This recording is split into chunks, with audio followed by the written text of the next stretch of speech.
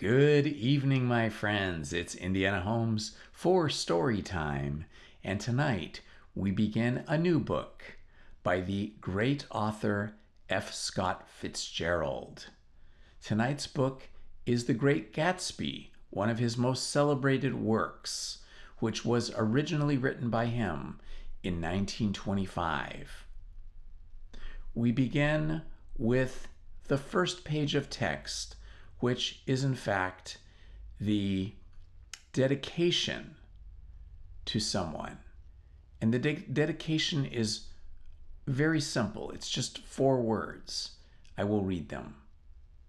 Once again to Zelda. That is the dedication. Then, beyond the table of contents, there is a quote by another author that he includes in preface to the beginning of the book.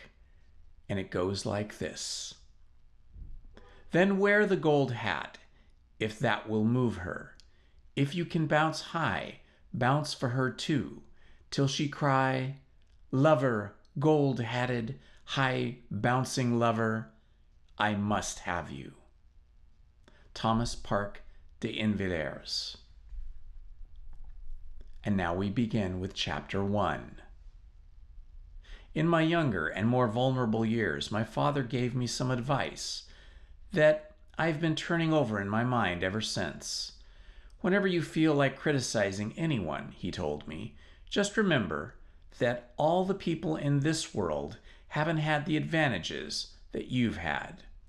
He didn't say any more, but we've always been unusually communicative in a reserved way. And I understood that he meant a great deal more than that. In consequence, I am inclined to reserve all judgments, a habit that has opened up many curious natures to me, and also made me the victim of not a few veteran bores. The abnormal mind is quick to detect and attach itself to this quality when it appears in a normal person. And so it came about that in college I was unjustly accused of being a politician because I was privy to the secret griefs of wild, unknown men. Most of the confidences were unsought. Frequently I have feigned sleep, preoccupation, or a hostile levity when I realized by some unmistakable sign that an intimate revelation was quivering on the horizon. For the intimate revelations of young men, or at least the terms in which they express them, are usually plagiaristic and marred by obvious suppressions. Reserving judgments is a matter of infinite hope. I am still a little afraid of missing something if I forget that, as my father snobbishly suggested, and I snobbishly repeat, a sense of fundamental decencies is parceled out unequally at birth. And after boasting this of my tolerance, I come to admission that it has a limit. Conduct may be found on the hard rock or the wet marshes, but after a certain point, I don't care what it's founded on. When I came back from the East last autumn, I felt that I wanted the world to be in uniform and a sort of moral attention forever. I wanted no more riotous excursions with privileged glimpses into the human heart. Only Gatsby, the man who gives his name to this book, was exempt from my reaction. Gatsby, who represented everything for which I have in unaffected scorn. If personality is unbroken, series of successful gestures, then there was something gorgeous about him, some heightened sensitivity to the promises of life, as if he were related to one of those intricate machines that register earthquakes 10,000 miles away. This responsiveness had nothing to do with that flabby impressionability which is dignified under the name the creative temperament. It was an extraordinary gift for hope, a romantic readiness such as I have never found in any other person, and which is not likely I shall ever find again. No, Gatsby turned out all right at the end. It is what preyed on Gatsby, what foul dust floated in the wake of his dreams, that temporarily closed out my interest in the abortive sorrows and short-winded elations of men. My family have been prominent, well-to-do people in this Middle Western city for 3 generations. The Carraways are something of a clan, and we have a tradition that we're descended from the Dukes of Bullych. But the actual founder of my line was my grandfather's brother, who came here in '51, sent a substitute to the Civil War, and started the wholesale hardware business that my father carries on today. I never saw this great uncle, but I'm supposed to look like him, with special reference to that rather hard-boiled painting that hangs in Father's office. I graduated from New Haven in 1915, just a quarter of a century after my father, and a little later I participated in that delayed Teutonic migration known as the Great War. I enjoyed the counter-raid so thoroughly that I came back restless. Instead of being the warm center of the world, the Middle West now seemed like the ragged edge of the universe. So I decided to go east and learn the bond business. Everybody I knew in the bond business, so I supposed it could support one more single man. All my aunts and uncles talked it over as if they were choosing a prep school for me, and finally said, "Why, yes," with very grave, hesitant faces. Father agreed to finance me for a year, and after various delays, I came east, permanently, I thought, in the spring of '22. The practical thing was to find rooms in the city, but it was a warm season, and I had just left a country of wide lawns and friendly trees. So when a young man at the office suggested that we take a house together in commuting town, it did sound like a great idea. He found the house, a weather-beaten cardboard bungalow, at $80 a month, but at the last minute the firm ordered him to Washington, and I went out to the country alone. I had a dog, at least I had him for a few days until he ran away, and an old Dodge, and a Finnish woman who made my bed and cooked my breakfast and muttered Finnish wisdom to herself over the electric stove. It was lonely for a day or so, until one morning some man more recently arrived than I stopped me on the road. "How do you get to West Egg Village?" he asked helplessly. I told him, and as I walked on, I was lonely no longer. I was a guide, a pathfinder, an original settler. He had casually conferred on me the freedom of the neighborhood. And so with the sunshine and the great bursts of leaves growing on the trees, just as things grow in fast movies, I had that familiar conviction that life was beginning over again with the summer. There was so much to read for one, and so much fine health to be pulled down out of the young breath-giving air. I bought a dozen volumes on banking and credit and investment securities and stood on my shelf in red and gold like new money from the mint, promising to unfold the shining secrets that only Midas and Morgan and Maecenas knew. I had the high intention of reading many other books besides.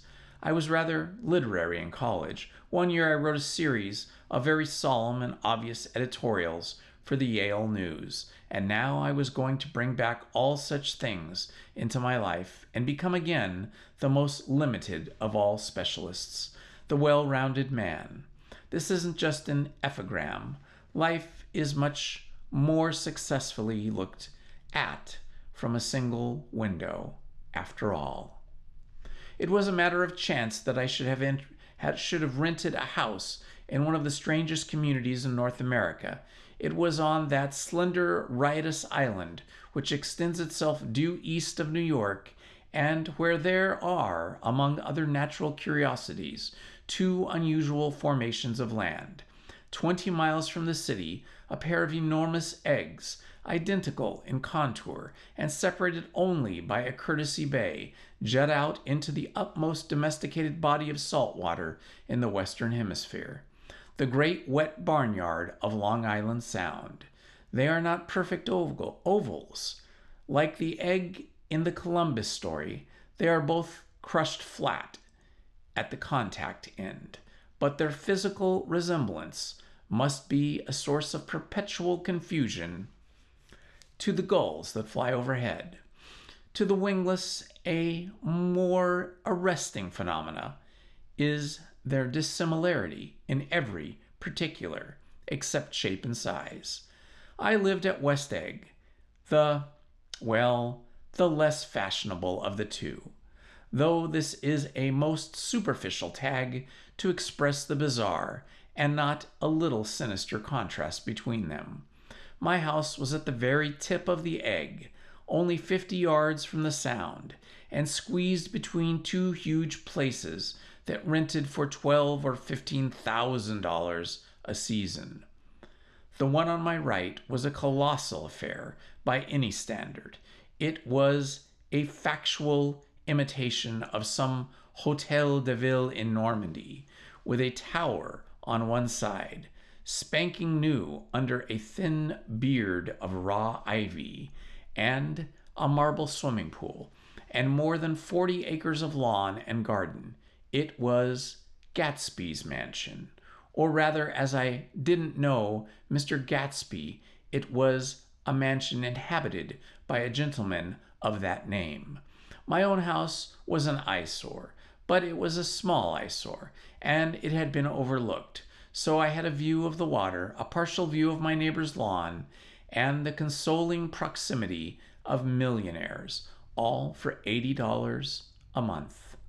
Across the Courtesy Bay, the white palaces of fashionable East Egg glittered along the water, and the history of the summer really begins on the evening I drove over there to have dinner with the Tom Buchanans. Daisy was my second cousin, once removed, and I'd known Tom in college, and just after the war I spent 2 days with them in Chicago. Her husband, among various physical accomplishments, had been one of the most powerful ends that ever played football at New Haven, a national figure in a way, one of those men who reach such an acute limited excellence at 21 that everything afterwards savors of anticlimax. His family were enormously wealthy. Even in college, his freedom with money was a matter for reproach. But now he'd left Chicago and come east in a fashion that rather took your breath away. For instance, he'd brought down a string of polo ponies from Lake Forest. It was hard to realize that a man in my own generation was wealthy enough to do that. Why they came east, I don't know.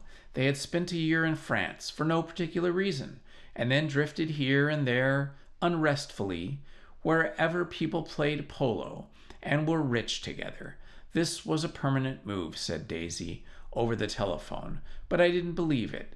I had no sight into Daisy's heart, but I felt that Tom would drift on forever, seeking a little wistfully for the dramatic turbulence of some irrecoverable football game. And so it happened that on a warm, windy evening I drove over to East Egg to see two old friends whom I scarcely knew at all. Their house was even more elaborate than I expected, a cheerful red and white Georgian colonial mansion overlooking the bay. The lawn started at the beach and ran toward the front door for a quarter of a mile, jumping over sundials and brick walls and burning gardens. Finally, when it reached the house, drifting up the side in bright vines as from the momentum of its run. The front was broken by a line of French windows, glowing now with reflected gold, and wide open to the warm, windy afternoon, and Tom Buchanan, in riding clothes, was standing with his legs apart on the front porch. He had changed since his New Haven years. Now he was a sturdy, straw-haired man of 30, with a rather hard mouth and supercilious manner.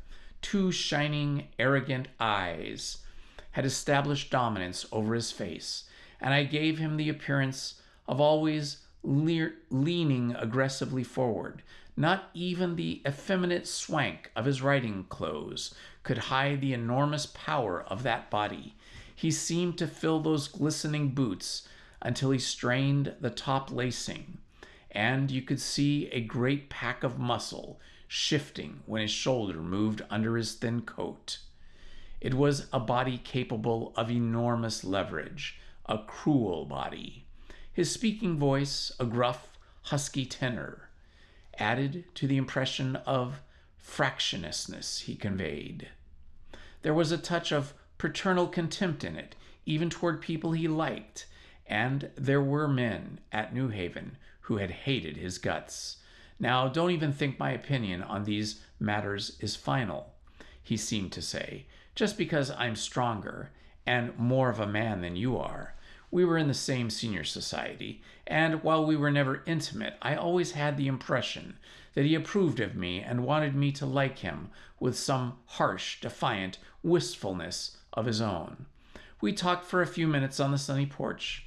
"I've got a nice place here," he said, his eyes flashing about restlessly. Turning me around by one arm, he moved a broad, flat hand along the front vista, including in its sweep a sunken Italian garden, a half-acre of deep, pungent roses, and a snub-nosed motorboat that bumped the tide offshore. It belonged to Demain, the oil man.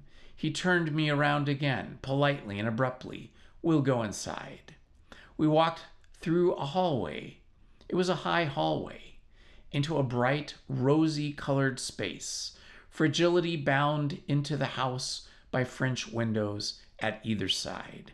The windows were ajar and gleaming white against the fresh glass outside that seemed to grow a little way into the house. A breeze blew through the room, blew curtains in at one end and out the other like pale flags, twisting them up toward the frosted wedding cake of the ceiling, and then rippled over the wine-colored rug, making a shadow on its wind as does on the sea. The only completely stationary object in the room was an enormous couch on which two young women were buoyed up as though upon an anchored balloon. They were both in white, and their dresses were rippling and fluttering as if they had just been blown back after a short flight around the house. I must have stood for a few moments listening to the whip and snap of the curtains and the groan of a picture on the wall. Then there was a boom as Tom Buchanan shut the rear window, and the caught wind died out about the room, and the curtains and the rugs and the two young women ballooned slowly to the floor. The younger of the two was a stranger to me. She was extended full length at her end of the divan, completely motionless, and with her chin raised a little as if she were balancing something on it, which was quite likely to fall. If she saw me out of the corner of her eyes, she gave no hint of it. Indeed, I was almost surprised into murmuring an apology for having disturbed her by coming in.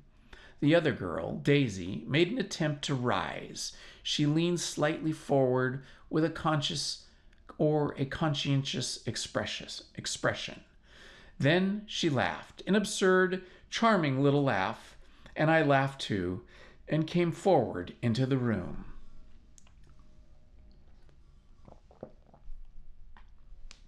"I'm paralyzed with happiness." She laughed again, as if she said something very witty, and held my hand for a moment, looking up into my face, promising that there were no one in the world she would much have rather seen or wanted to see than me. That was a way she had. She hinted in a murmur that the surname of the balancing girl was Baker. I've heard it said that Daisy's murmur was only to make people lean toward her. in irrelevant criticism that made it no less charming. At any rate, Miss Baker's lips fluttered. She nodded at me almost imperceptibly, and then quickly tipped her head back again. The object she was balancing had obviously tottered a little and given her something of a fright. Again, a sort of apology arose to my lips. Almost any exhibition of complete self-sufficiency draws a stunned tribute from me. I looked back at my cousin, who began to ask me questions in her low, thrilling voice. It was the kind of voice that the ear follows up and down, as if each speech is an arrangement of notes that will never be played again. Her face was sad and lovely, with bright things in it, bright eyes and a bright, passionate mouth. But there was an excitement in her voice that men who had cared for her found difficult to forget, a singing compulsion, a whispered "listen," a promise that she had done gay, exciting things just a while since, and that there were gay, exciting things hovering in the next hour. I told her how I had stopped off in Chicago for a day on my way east, and how a dozen people had sent their love through me. "Do they miss me?" she cried ecstatically. "The whole town is desolate. All the cars have left rear wheel painted black as a mourning wreath, and there's a persistent wail all night long on the North Shore. How gorgeous! Let's go back, Tom. Tomorrow." Then she added irrelevantly, "You ought to see the baby." "I'd like to." "She's asleep.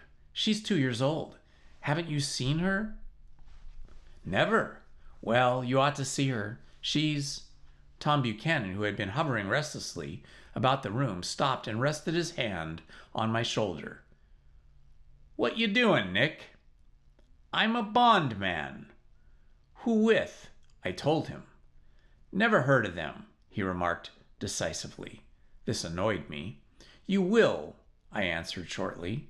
"You will if you stay in the East." "Oh, I'll stay in the East, don't you worry," he said, glancing at Daisy and then back at me, as if he were alert for something more. "I'd be a goddamn fool to live anywhere else." At this point, Miss Baker said, "Absolutely," with such suddenness that I started. It was the first word she had uttered since I came into the room. Evidently, it surprised her as much as it surprised me, for she yawned and, with a series of rapid, deft movements, stood up into the room. "I'm stiff," she complained. "I've been lying on that sofa for as long as I can remember." "Don't look at me," Daisy retorted. "I've been trying to get you to New York all afternoon." "No thanks," said Miss Baker to the 4 cocktails just in from the pantry. "I'm absolutely in training." Her host looked at her incredulously. "You are?" He took down his drink as if it were a drop in the bottom of a glass. "How you ever get anything done is beyond me." I looked at Miss Baker, wondering what it was she got done. I enjoyed looking at her. She was a slender, small-breasted girl with an erect carriage, which she accentuated by throwing her body backward at the shoulders like a young cadet. Her gray, suntanned eyes looked back at me with polite, reciprocal curiosity out of a wan, charming, discontented face. It occurred to me now that I had seen her, or a picture of her, somewhere before. "You live in West Egg?" she remarked contemptuously. "I know somebody there." "I don't know a single." "You must know Gatsby." "Gatsby?" demanded Daisy. "What Gatsby?" Before I could reply that he was my neighbor, dinner was announced. Wedging his tense arm imperatively under mine, Tom Buchanan compelled me from the room as though he were moving a checker to another square. Slenderly, languidly, their hands set lightly on their hips, the 2 young women preceded us out to a rosy-colored porch open toward the sunset, where 4 candles flickered on the table in the diminished wind. "Why candles?" objected Daisy, frowning. She snapped them out with her fingers. In 2 weeks, it'll be the longest day of the year. She looked at us radiantly. Do you always watch for the longest day of the year and then miss it? I always watch for the longest day of the year and then miss it. We ought to plan something, yawned Miss Baker, sitting down at the table as if she were getting into bed. All right, said Daisy. What'll we plan? She turned to me helplessly. What do people plan? Before I could answer, her eyes fastened with an odd expression on her little finger. Look, she complained. I heard it. We all looked. The knuckle was black and blue. You did it, Tom, she said accusingly. I know you didn't mean to, but you did do it. That's what I get for marrying a brute of a man, a great, big, hulking, physical specimen of a man. I hate the word hulking, objected Tom crossly, even in kidding. Hulking, insisted Daisy. Sometimes she and Miss Baker talked at once, unobtrusively, and with a bantering inconsequence that was never quite chatter, that was as cool as their white dresses and their impersonal eyes in the absence of all desire. They were here, and they accepted Tom and me, making only a polite and pleasant effort to entertain or be entertained.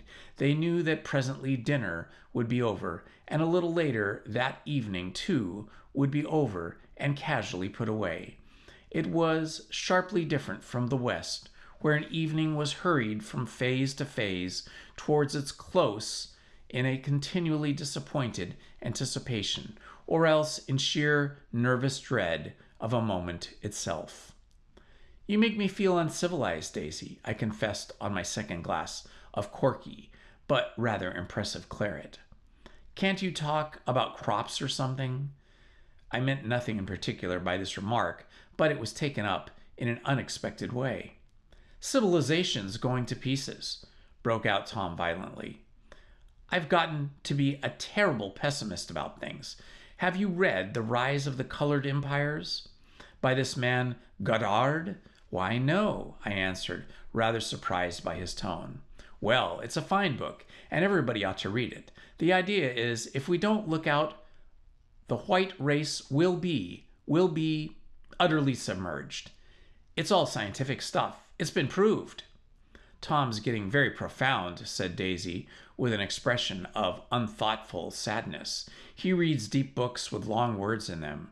What was that word Well, these books are all scientific, insisted Tom, glancing at her impatiently.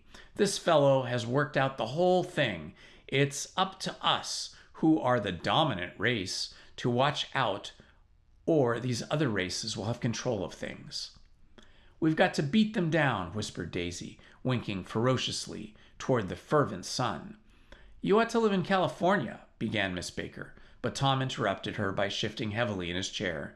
This idea is that we're all Nordics. I am, and you are, and after an infinitesimal hesitation, he included Daisy with a slight nod, and she winked at me again. And we've produced all the things that go to make civilization. Oh, science and art and all that. Do you see? There was something pathetic in this concentration, as if his complacency, more acute than of old, was not enough to him any more. When almost immediately the telephone rang inside and the butler left the porch, Daisy seized upon the momentary interruption and leaned toward me. I'll tell you a family secret, she whispered enthusiastically. It's about the butler's nose. Do you want to hear about the butler's nose? That's why I came over tonight. Well, he hasn't always been a butler. He used to be the silver polisher for some people in New York that had had a silver service for 200 people. He had to polish it from morning till night until finally it began to affect his nose. Things went from bad to worse, suggested Miss Baker. Yes, things went from bad to worse until finally he had to give up his position. For a moment, the last sunshine fell from romantic affection upon her glowing face. Her voice compelled me forward breathlessly as I listened. Then the glow faded. each light deserting her with lingering regret, like children leaving a pleasant street at dusk. The butler came back and murmured something close to Tom's ear, whereupon Tom frowned, pushed back his chair, and without a word went inside. As if his absence quickened something within her, Daisy leaned forward again, her voice glowing and singing. "I love to see you at my table, Nick. You remind me of a rose, an absolute rose, doesn't he?" She turned to Miss Baker for confirmation. "An absolute rose." This was untrue. I am not even faintly like a rose. She was only extemporizing, but a stirring warmth flowed from her as if her heart was trying to come out to you concealed in one of those breathless, thrilling words. Then suddenly she threw her napkin, threw it on the table, and excused herself, and went into the house. Miss Baker and I exchanged short glance, consciously devoid of meaning. I was about to speak when she sat up, alerting, and said, "Shh," in a warning voice. A subdued, impassioned murmur was audible in the room beyond, and Miss Baker leaned forward, unashamed, trying to hear. The murmur trembled on the verge of coherence, sank down, mounted excitedly, and then ceased altogether. "This Mr. Gatsby you spoke of is my neighbor," I said. "Don't talk. I want to hear what happens." "Is something happening?" I inquired innocently. "You mean to say you don't know?" said Miss Baker, honestly surprised. "I thought everybody knew." "I don't. Why," she said hesitantly, "Tom's got some woman in New York." "Got some woman?" I repeated blankly. Miss Baker nodded. "She might have the decency not to telephone him at dinner time, don't you think?" Almost before I had grasped her meaning, there was the flutter of a dress and the crunch of leather boots, and Tom and Daisy were back at the table. "It couldn't be helped," cried Daisy with a tense gaiety. She sat down, glanced searchingly at Miss Baker, and then at me, and continued. "I looked outdoors for a minute, and it's very romantic outdoors. There's a bird on the lawn that I think must be a nightingale, come over on the Cunard or White Star Line. He's singing away," her voice sang. "It's romantic, isn't it, Tom?" "Very romantic," he said, and then miserably, to me, "If it's light enough after dinner, I want to take you down to the stables." The telephone rang inside, startlingly, and as Daisy shook her head decisively at Tom, the subject of the stables, in fact, all subjects, vanished into air. Among the broken fragments of the last 5 minutes at the table, I remember the candles being lit again, pointlessly, and I was conscious of wanting to look squarely at every one and yet avoid all eyes. I couldn't guess what Daisy and Tom were thinking about, but I doubt if even Miss Baker, who seemed to have mastered a certain hearty skepticism, was able utterly to put this fifth guest's shrill, metallic urgency out of mind. To a certain temperament, the situation might have seemed intriguing. My own instinct was to telephone immediately for the police. The horses, needless to say, were not mentioned again. Tom and Miss Baker, with several feet of twilight between them, strolled back into the library as if to a vigil beside a perfectly tangible body, while trying to look pleasantly interested. And a little deaf, I followed Daisy around a chain of connecting verandas to the porch in front. It is a deep gloom. We sat down beside and on a wicker settee. Daisy took her face in her hands, as if feeling its lovely shape. Her eyes moved gradually out into the velvet dusk. I saw that turbulent, emotionless, possessed her. So I asked what I thought would be some sedative questions about her little girl. "We don't know each other very well, Nick," she said suddenly. "Even if we are cousins, you didn't come to my wedding." "I wasn't back from the war." "That's true." She hesitated. "Well, I've had a very bad time, Nick, and I'm pretty cynical about everything. Evidently, she had reason to be. I waited, but she didn't say any more. And after a moment, I returned rather feebly to the subject of her daughter. I suppose she talks and eats and everything. Oh, yes. She looked at me absently. Listen, Nick. Let me tell you what I said when she was born. Would you like to hear? Very much. It'll show you how I've gotten to feel about things. Well, she was less than an hour old, and Tom was God knows where. I woke up out of the ether with an utterly abandoned feeling and asked the nurse right away if it was a boy or a girl. She told me it was a girl, and so I turned my head away and wept. All right, I said. I'm glad it's a girl, and I hope she'll be a fool. That's the best thing a girl can be in this world, a beautiful little fool. You see, I think everything's terrible anyhow. She went on a convinced way. Everybody thinks so. The most advanced people, and I know. I've been everywhere, and seen everything, and done everything. Her eyes flashed around her in a defiant way, rather like Tom's, and she laughed with a thrilling scorn. Sophisticated. God, I'm sophisticated. The instant her voice broke off, ceasing to compel my attention, my belief, I felt the basic insincerity of what she had said. It made me uneasy, as though the whole evening had been a trick of some sort to extract a contributory emotion from me. I waited, and sure enough, in a moment, she looked at me with an absolute smirk on her lovely face, as if she had asserted her membership in a rather distinguished secret society to which she and Tom belonged. Inside the crimson room bloomed with light, Tom and Miss Baker sat at either end of a long couch, and she read aloud to him from the Saturday Evening Post, the words murmurous and uninflected, running together in a soothing tune.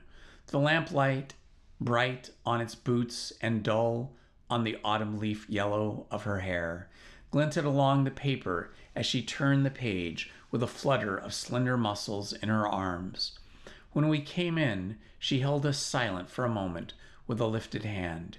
To be continued, she said, tossing the magazine on the table, in our very next issue. Her body asserted itself with restless movement of her knee, and she stood up. 10 o'clock, she remarked, apparently finding time on the ceiling. Time for this good girl to go to bed. Jordan's going to play in the tournament tomorrow, explained Daisy, over at Westchester. Oh, you're Jordan Baker. I knew now why her face was familiar. Its pleasing, contemptuous expression had looked out at me from many retrogravure pictures of the sporting life at Asheville and Hot Springs and Palm Beach. I had heard some story of her, too, a critical, unpleasant story, but what it was I had forgotten long ago. Good night, she said softly. Wake me at 8, won't you? If you'll get up. I will. Good night, Mr. Carroway. See you anon. Of course you will, confirmed Daisy.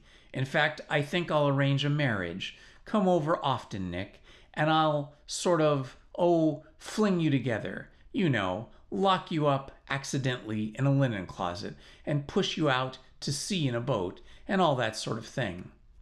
Good night, called Miss Baker from the stairs. I haven't heard a word. She's a nice girl, said Tom after a moment. They ought to let her run around the country like this.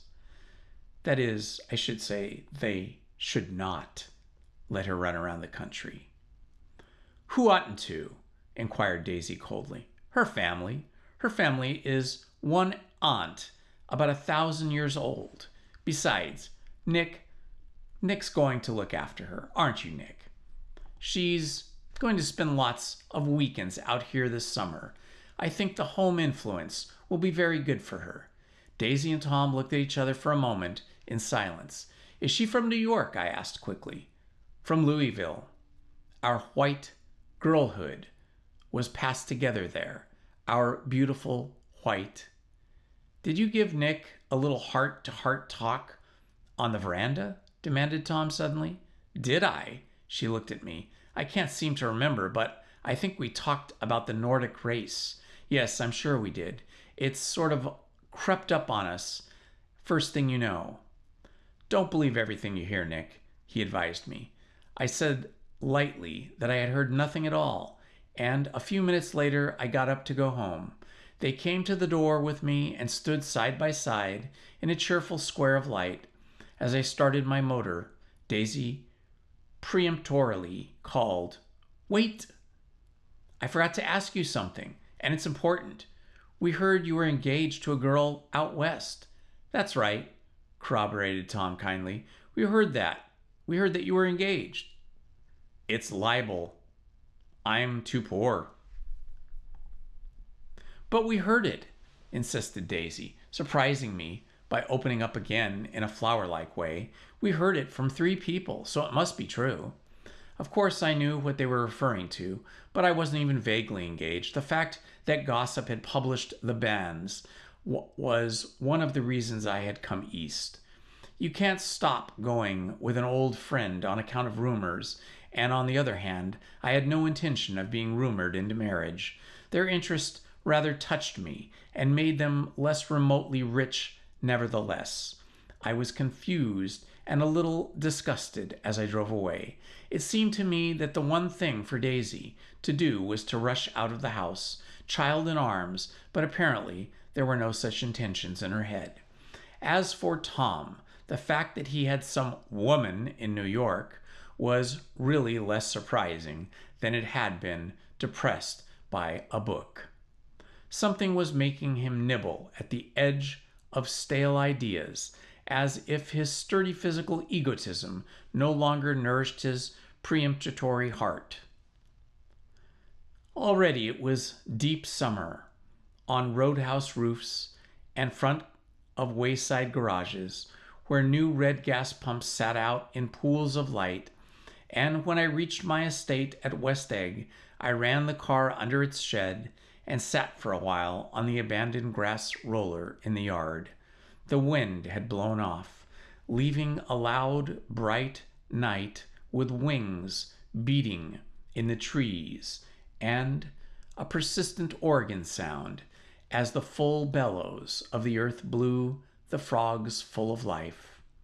The silhouette of a moving cat wavered across the moonlight, and turning my head to watch, I saw that it was not alone. 50 feet away, a figure had emerged from the shadow of my neighbor's mansion and was standing with his hands in his pockets, regarding the silver pepper of the stars. Something in his leisurely movements and the secure position of his feet upon the lawn suggested it was Mr. Gatsby himself, come out to determine what share was his of our local heavens. I decided to call to him. Miss Baker had mentioned him at dinner, and that would do for an introduction. But I didn't call to him, for he gave sudden intimation that he was content to be alone. He stretched out his arms toward the dark water in a curious way, and, far as I was from him, I could have sworn he was trembling. Involuntarily, I glanced seaward, and I distinguished nothing except a single green light, minute and far away, that might have been the end of a dock. When I looked once more for Mr. Gatsby, he had vanished, and I was alone again in the unquiet darkness. And that, my friends, is the end of Chapter 1 of The Great Gatsby. All right, my friends, we continue with F. Scott Fitzgerald's novel, The Great Gatsby, Chapter 2. About halfway between West Egg and New York, the motor road hastily joins the railroad and runs beside it for 1/4 of a mile, so as to shrink away from a certain desolate area of land. This is a valley of ashes, a fantastic farm where ashes grow like wheat into ridges and hills and grotesque gardens, where ashes take the forms of houses and chimneys and rising smoke, and finally, with a transcendent effort of men who move dimly and already crumbling through the powdery air. Occasionally, a line of gray cars crawls along an invisible track, gives out a ghastly creak, and comes to rest. And immediately the ash-gray men swarm up with leaden spades and stir up an impenetrable cloud which screens their obscure operations from your sight. But above the gray land and the spasms of bleak dust which drift endlessly over it, you perceive after a moment the eyes of Dr. T.J. Eckelberg. The eyes of Dr. T.J. Eckelberg are blue and gigantic. Their retinas are 1 yard high. They look out of no face, but instead from a pair of enormous yellow spectacles which pass over a non-existent nose. Evidently some wild wag of an occultist set them there to fatten his practice in the borough of Queens, and then sank down himself into eternal blindness, or forgot them and moved away. But his eyes, dimmed a little by many paintless days under sun and rain, brood on over the solemn dumping ground.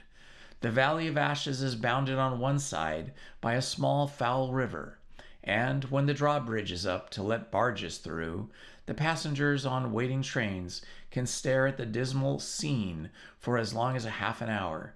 There is always a halt there of at least a minute, and it was because of this that I first met Tom Buchanan's mistress. The fact that he had one was insisted upon wherever he was known. His acquaintances resented the fact that he had turned up in popular restaurants with her, and, leaving her at the table, sauntered about, chatting with whomsoever he knew. Though I was curious to see her, I had no desire to meet her, but I did. I went up to New York with Tom on the train one afternoon, and when we stopped by the ash heaps, he jumped to his feet and, taking hold of my elbow, literally forced me from the car. "We're getting off," he insisted. "I want you to meet my girl." I think he tanked up a good deal at luncheon, and his determination to have my company bordered on violence. The supercilious assumption was that on Sunday afternoon I had nothing better to do. I followed him over a low whitewashed railroad fence, and we walked back 100 yards along the road under Dr. Eckelberg's persistent stare. The only building in sight was a small block of yellow brick sitting on the edge of the wasteland, a sort of compact main street ministering to it and contiguous to absolutely nothing. One of the 3 shops it contained was for rent, and the other was an all-night restaurant, approached by a trail of ashes. The third was a garage for repairs. Garage made by George B. Wilson. Cars bought and sold, and I followed Tom inside. The interior was unprosperous and bare. The only car visible was the dust-covered wreck of a Ford, which crouched in a dim corner. It had occurred to me that this shadow of a garage must be a blind, and that sumptuous and romantic apartments were concealed overhead when the proprietor himself appeared in the door of an office, wiping his hands on a piece of waste. He was a blond, spiritless man, anemic and faintly handsome.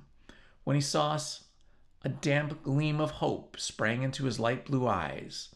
"Hello, Wilson, old man," said Tom, slapping him jovially on the shoulder. "How's business?" "I can't complain," answered Wilson unconvincingly. "When are you going to sell me that car?" "Next week. I've got my man working on it now. Works pretty slow, don't he?" "No, he doesn't," said Tom coldly. "And if you feel that way about it, maybe I'd better sell it somewhere else after all." "I don't mean that," explained Wilson quickly. "I just meant—" His voice faded off, and Tom glanced impatiently around the garage. Then I heard footsteps on a stair, and in a moment the thickish figure of a woman blocked out the light from the office door. She was in the middle 30s and faintly stout, but she carried her surplus flesh sinuously as some women can. Her face, above a spotted dress of dark blue crepe de chine, contained no facet or gleam of beauty, but there was an immediately perceptible vitality about her, as if the nerves of her body were continually smoldering. She smiled slowly, and walking through her husband, as if he were a ghost, shook hands with Tom, looking him flush in the eye. Then she wet her lips and, without turning around, spoke to her husband in a soft, coarse voice. "Get some chairs, why don't you, so somebody can sit down?" "Oh, sure," agreed Wilson hurriedly, and went toward the little office, mingling immediately with the cement color of the walls. A white ashen dust veiled his dark suit and his pale hair, as it veiled everything in the vicinity except his wife, who moved close to Tom. "I want to see you," said Tom intently. "Get on the next train." "All right." "I'll meet you by the newsstand on the lower level." She nodded and moved away from him, just as George Wilson emerged with 2 chairs from his office door. We waited for her down the road and out of sight. It was a few days before the 4th of July, and a gray, scrawny Italian child was setting torpedoes in a row along a railroad track. "Terrible place, isn't it?" said Tom, exchanging a frown with Dr. Eckelberg. "Awful. It does her good to get away. Doesn't her husband object?" "Wilson? He thinks she goes to see her sister in New York. He's so dumb he doesn't even know he's alive." So Tom Buchanan and his girl and I went up together to New York, or not quite together, for Mrs. Wilson sat discreetly in another car. Tom deferred that much to the sensibilities of those East Eggers who might be on the train. She had changed her dress to a brown-figured muslin, which stretched tight over her rather wide hips as Tom helped her to the platform in New York. At the newsstand she bought a copy of Town Tattle and a moving picture magazine, and in the station drugstore some cold cream and a small flask of perfume. Upstairs in the solemn echoing drive she let 4 taxicabs drive away before she selected a new one, lavender-colored with gray upholstery, and in this we slid out from the mass of the station into the glowing sunshine. But immediately she turned sharply from the window and, leaning forward, tapped on the front glass. "I want to get one of those dogs," she said earnestly. "I want to get one of those for the apartment. They're nice to have. A dog." We backed up to a gray old man who bore an absurd resemblance to John D. Rockefeller. In a basket swung from his neck covered a dozen very recent puppies of an indeterminate breed. "What kind are they?" asked Mr. Wilson eagerly as he came to the taxi window. "All kinds. What kind do you want, lady?" "I'd like to get one of those police dogs. I don't suppose you got that kind." The man peered doubtfully into the basket, plunged in his hand, and drew up one, wriggling by the back of the neck. "That's no police dog," said Tom. "No, it's not exactly a police dog," said the man, with disappointment in his voice. "It's more of an Airedale, or an Airedale." He passed his hand over the brown wash rag of a back. "Look at the coat. Some coat. That's a dog that'll never bother you with catching cold." "I think it's cute," said Mrs. Wilson enthusiastically. "How much is it?" "That dog?" He looked at it admiringly. "That dog will cost you $10. The Airedale, undoubtedly. There was an Airedale concerned in it somewhere, though its feet were startlingly white, changed hands and settled down into Mrs. Wilson's lap, where she fondled the weatherproof coat with rapture. "Is it a boy or a girl?" she asked delicately. "That dog? That's a boy dog." "It's a bitch," said Tom decisively. "Here's your money. Go and buy 10 more dogs with it." He drove over to Fifth Avenue, actually. So warm and soft, almost pastoral, on the summer Sunday afternoon, that I wouldn't have even been surprised to see a great flock of white sheep turn the corner. "Hold on," I said. "I have to leave you here." "No, you don't," interposed Tom quickly.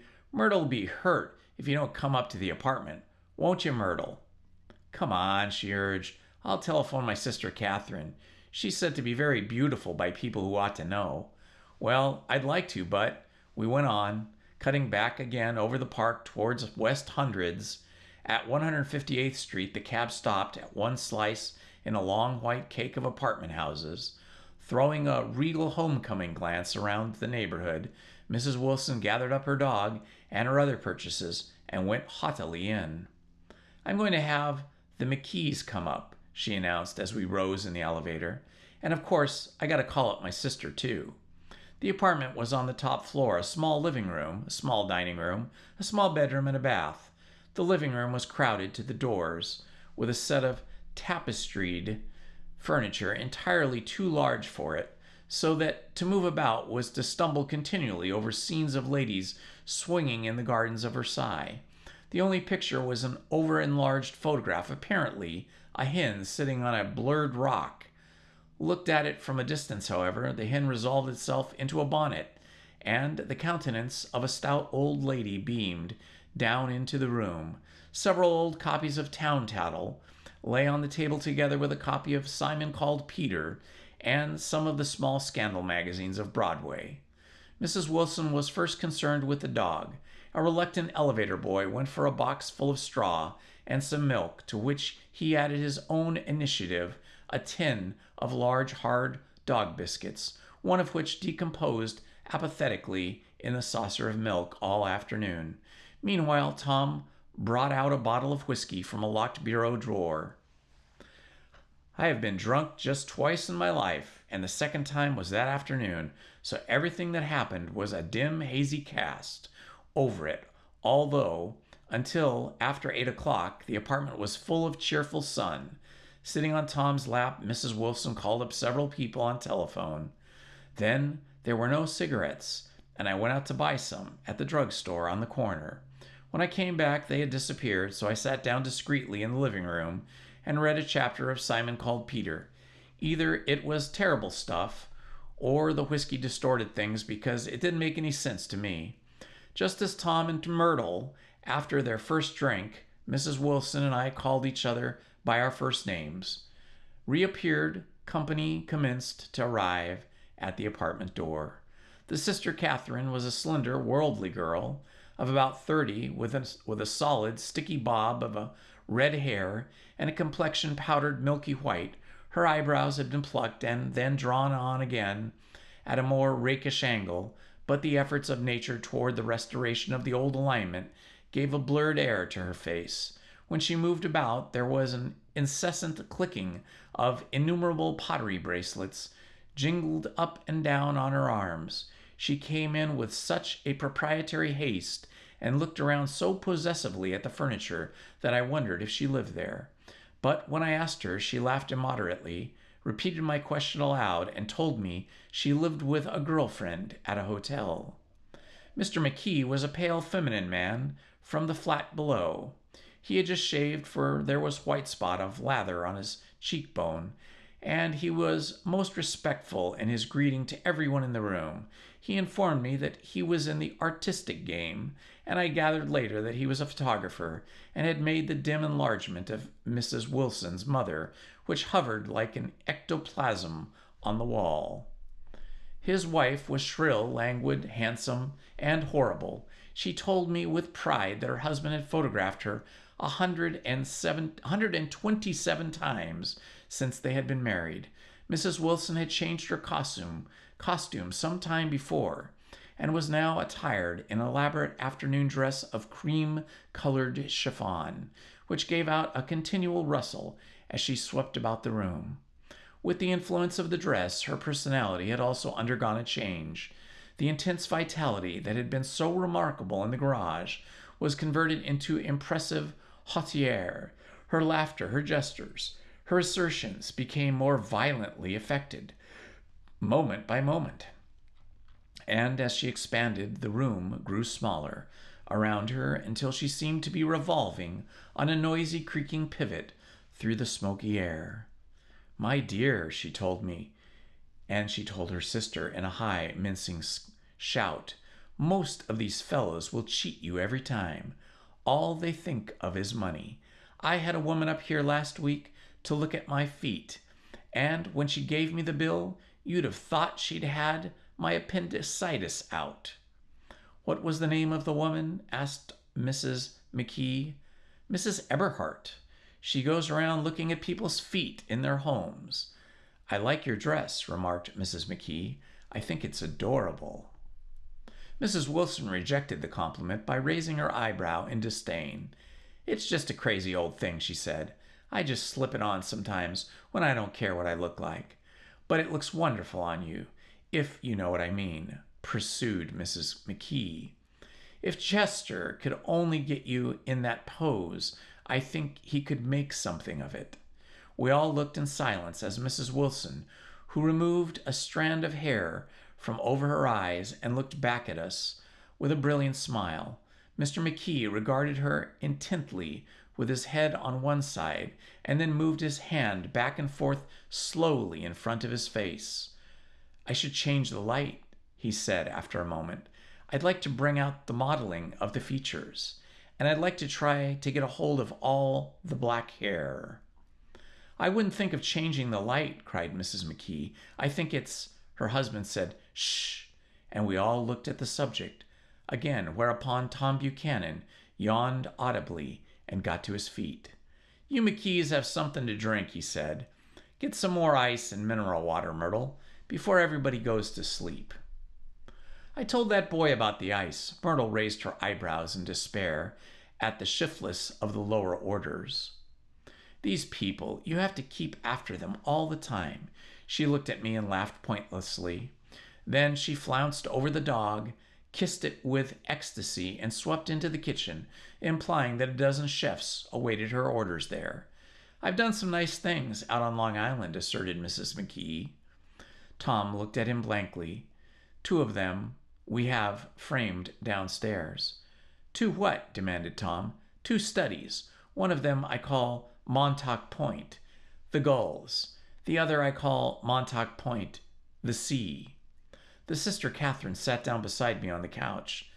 "Do you live on Long Island, too?" she inquired. "I live at West Egg." "Really? I was down there at a party about a month ago, at a man named Gatsby's. Do you know him?" "I live next door to him." "Well, they say he's a nephew or a cousin of Kaiser Wilhelm's. That's where all his money comes from." "Really?" She nodded. "I'm scared of him. I'd hate to have him get anything on me." This absorbing information about my neighbor was interrupted by Mrs. McKee's pointing suddenly at Catherine. "Chester, I think you could do something with her," she broke out. But Mr. McKee only nodded in a bored way and turned his attention to Tom. "I'd like to do more work on Long Island if I could get the entry. All I ask is that they should give me a start." "Ask Myrtle," said Tom, breaking into a short shout of laughter as Mrs. Wilson entered with a tray. "She'll give you a letter of introduction, won't you, Myrtle?" "Do what?" she asked, startled. "You'll give McKee a letter of introduction to your husband, so he can do some studies of him." His lips moved silently for a moment as he invented George B. Wilson at the gasoline pump, or something like that. Catherine leaned close to me and whispered in my ear, "Neither of them can stand the person they're married to, can't they?" "Can't stand them." She looked at Myrtle and then at Tom. "What I say is, why go on living with them if they can't stand them? It was them. I'd get a divorce if I was them, and get married to each other right away. Doesn't she sound like Wilson either?" The answer to this was unexpected. It came from Myrtle, who had overheard the question, and it was violent and obscene. "You see," cried Catherine triumphantly. She lowered her voice again. "It's really his wife that's keeping them apart. She's a Catholic, and they don't believe in divorce." Daisy was not a Catholic, and I was a little shocked at the elaborateness of the lie. "When they do get married," continued Catherine, "they're going west to live for a while until it blows over. It'd be more discreet to go to Europe." "Oh, do you like Europe?" she exclaimed surprisingly. "I just got back from Monte Carlo." "Really?" "Just last year. I went over there with another girl." "Stay long?" "No. We just went to Monte Carlo and back. We went by way of Marseille. We had over $1,200 when we started, but we got gypped out of it all in 2 days in the private rooms. We had an awful time getting back. I can tell you, God, how I hated that town. The late afternoon sky bloomed in the window for a moment like the blue honey of the Mediterranean. Then the shrill voice of Mrs. McKee called me back into the room. I almost made a mistake too, she declared vigorously. I almost married a little Jewish man who had been after me for years. I knew he was below me. Everybody kept saying to me, Lucille, that man's way below you. But if I hadn't met Chester, he'd have got me sure. Yes, but listen, said Myrtle Wilson, nodding her head up and down. At least you didn't marry him. I know, I didn't. Well, I married him, said Myrtle ambiguously, and that's the difference between your case and mine. Why did you, Myrtle? Demanded Catherine. Nobody forced you to. Myrtle considered. I married him because I thought he was a gentleman, she said finally. I thought he knew something about breeding. But he wasn't fit to lick my shoe. You were crazy about him for a while, said Catherine. Crazy about him? Cried Myrtle incredulously. Who said I was crazy about him? I never was any more crazy about him than I was about that man there. She pointed suddenly at me, and everyone looked at me accusingly. I tried to show my expression that I had played no part in her past. The only crazy I was when I married him. I knew right away I'd made a mistake. He borrowed somebody's best suit to get married in and never even told me about it, and the man came after it one day, and when I was out. She looked around to see who was listening. Oh, is that your suit? I said. This is the first I ever heard about it. But I gave it to him, and then I lay down and cried and beat the band all afternoon. She really ought to get away from him, resumed Catherine to me. They've been living over the garage for 11 years, and Tom's the first sweetie she ever had. The bottle of whiskey, a second one, was now in constant demand by all present, excepting Catherine, who felt just as good on nothing at all. Tom rang for the janitor and sent him for some celebrated sandwiches, which were a complete supper in themselves. I wanted to get out and walk eastward toward the park through the soft twilight, but each time I tried to go, I became entangled in some wild, strident argument which pulled me back, as if with ropes, into my chair. Yet high over the city, our line of yellow windows must have contributed their share of human secrecy to the casual watcher in the darkening streets, and I was him too, looking up and wandering. I was within and without, simultaneously enchanted and repelled by the inexhaustible variety of life. Myrtle pulled her chair close to mine, and suddenly her warm breath poured over me the story of her first meeting with Tom. It was on two little seats facing each other that are always the last ones left on the train. I was going up to New York to see my sister and spend the night. He had on a dress suit and patent leather shoes, and I couldn't keep my eyes off of him. But every time he looked at me, I had to pretend to be looking at the advertisement over his head. When we came into the station, he was next to me, and his white shirt front pressed against my arm. And so I told him I'd have to call a policeman, but he knew I lied. I was so excited that when I got into the taxi with him, I didn't hardly know what I was getting into. A subway train. All I kept thinking about was, over and over, you can't live forever. You can't live forever. She turned to Mr. McKee, and the room rang full of her artificial laughter. My dear, she cried, I'm going to give you this dress as soon as I'm through with it. I've got to get another one tomorrow. I'm going to make a list of all the things I've got to get. A massage and a wave and a collar for the dog and one of those cute little ashtrays where you touch a spring and a wreath with a black silk bow for Mother's grave. That'll last all summer. I got to write down a list so I won't forget all the things I got to do.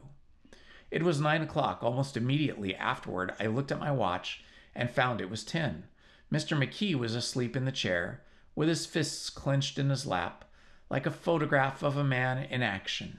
Taking out my handkerchief, I wiped his cheek, the remains of the spot-dried lather that had worried me all afternoon. The little dog was sitting on the table, looking with blind eyes through the smoke, and from time to time groaning faintly. People disappeared, reappeared, made plans to go somewhere, and then lost each other, searched for each other, found each other a few feet away. Sometime toward midnight, Tom Buchanan and Mrs. Wilson stood face to face discussing in impassioned voices whether Mr. Wilson had any right to mention Daisy's name. "Daisy, Daisy, Daisy," shouted Mrs. Wilson. "I'll say it whenever I want to. Daisy, Making a short, deft movement, Tom Buchanan broke her nose with his open hand. Then there were bloody towels upon the bathroom floor, and a woman's voices scolding, and high over a confusion, a long broken wail of pain. Mr. McKee awoke from his doze, and started in a daze toward the door. When he had gone halfway, he turned round and stared at the scene, his wife and Catherine scolding and consoling as they stumbled here and there among the crowded furniture with articles of aid, and the despairing figure on the couch bleating fluently and trying to spread a copy of Town Tattle over the tapestry scenes of Versailles. Then Mr. McKee turned and continued out the door. Taking my hat from the chandelier, I followed. "Come to lunch some day," he suggested, as we groaned down in the elevator. "Where? Anywhere. Keep your hands off the lever," snapped the elevator boy. "I beg your pardon," said Mr. McKee with dignity. "I didn't know I was touching it." "All right," I agreed. "I'll be glad to." I was standing beside his bed, and he was sitting up between the sheets, clad in his underwear, with a great portfolio in his hands. Beauty and the Beast, Loneliness, Old Grocery Horse, Brooklyn Bridge. Then I was lying half asleep in the cold lower level of the Pennsylvania station, staring at the morning Tribune and waiting for the 4 o'clock train. And that, my friends, is the end of chapter 2. I think we will continue this tomorrow night with chapter 3. It's very interesting to me to meet all these characters for the first time, and this apartment party and this Alyssa affair seem to be going somewhere, but where, I do not know. I guess we're going to be finding out as the book continues. All right, my friends, until tomorrow night, this has been Indiana Holmes. Love to you all, and good night. Please hit the like button, subscribe, and hit the notifications button. Thank you very much.